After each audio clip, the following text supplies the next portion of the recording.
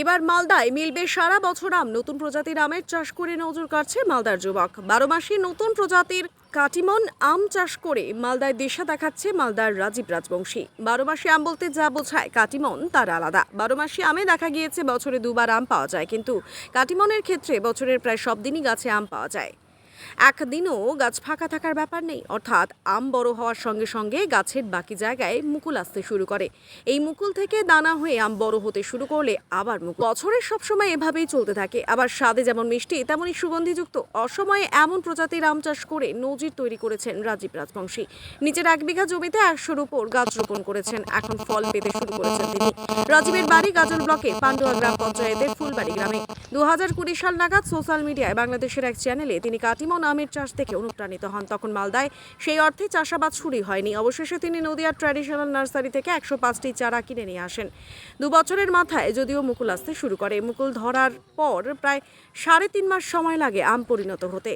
আমের আকারও বেশ খানিকটা বড় আকৃতির, 3টি আমই 1 কেজির মতো। আবার ছোট আকার হলে 4-5টিতে প্রায় 1 কেজি। গাছের পরিচর্যা বলতে বছরে 2 বার গোবর সার এবং পান্না পরিমাণ মতো দিতে হয়। বৃষ্টির সময় ছত্রাকনাশক এবং রোগ অনুযায়ী কীটনাশক স্প্রে করলেই চলে। নতুন পাতা আসার সময় কীটনাশক বেশি দরকার হয়। এটা হচ্ছে কাটিমন জাতের আম। আমটার বিশেষত্ব হচ্ছে এটা বছরে প্রায় সব সময় হতেই থাকে। যেমন এটা দেখেন বড় আম, প্রায় তালুর সমান। হ্যাঁ, এই যে দেখেন এদিকে। এটা যেমন বড় আম কিছুদিন পরে পেকে যাবে। হ্যাঁ, আবার কিছুদিন পরে এই যে মুকুল এসছে এগুলো, আবার ফ্রুটিং হবে। তো এইভাবে চলতেই থাকবে এটা সারা বছর আর কি, যেটা বলে 12 মাসি আম। 12 মাস আম যেটা আমরা আগে মালদাতে দেখতাম, সেই আমের সঙ্গে এর বৈশিষ্ট্য কি? মানে এর আগে যে জাতগুলো ছিল ওগুলো মানে বছরে মনে হয় 2 বার হতো খুব জোর, আর মিষ্টি হতো না। এই আমটা আপনার আম্রপালির থেকেও বেশি মিষ্টি আমার মনে হয়, আর দারুণ সুগন্ধ। অনেকটা লক্ষণ ভোগের মতো সুগন্ধ। হ্যাঁ, সুগন্ধটা অনেকটা লক্ষণভোগের মতো, কিন্তু মিষ্টি অনেক বেশি, দারুণ মিষ্টি। আচ্ছা, এক একটা ওজন কিরকম? মানে মানে তিনটেতে শুনলাম যে তিনটেতে হ্যাঁ, যেগুলো বড় হয় আর কি ওগুলো 3টাতেও 1 কেজি হয়ে যায়। হ্যাঁ, কোনোগুলো 4টা 5টাতেও আবার হয়, মানে সাইজ অনুসারে বড় ছোট হয় আর কি, সব সমান হয় না। যেমন এটা একটু বড় আছে, এগুলো একটু ছোট, তো এই হিসাবে আর কি।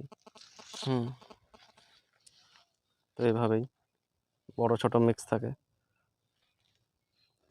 তো এই গাছের পরিচর্যা কি করে করব? পরিচর্যা মানে যেমন সার দিতে হবে। বছরে 2-3 বার দিলে ভালো। আমের সাইজ ভালো হবে।